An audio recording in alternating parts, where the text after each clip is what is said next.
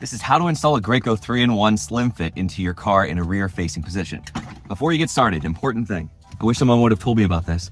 This protects the seat of your car. Let me show you an image of what happens if you do not use this in your car. This is what we did for the first 4 years of life. So you just put it on, and then it'll protect your car from being damaged if you ever want to sell it later. In your car, you're gonna find two metal things in the seat.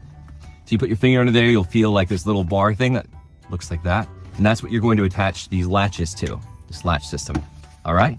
So once you have your car seat in the car and you got your seat protector on, and the links are in the description for you to find all of these things. This is one of my favorite car seats because it'll last from babies all the way up to, I think it's like 100 pounds, or at least they don't need a car seat anymore. I love it. All right, so you take this latch and you're gonna put it on that little bar thing that we talked about.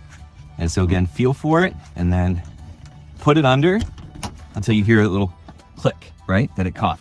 The other side, there's gonna be a place where you can loosen it. So I have my other latch over here. I'm putting it in right now. There's the click, all right? And then there's this little piece where you can tighten everything up. Okay, so you wanna pull it as hard as you can to make sure that the kids are safe.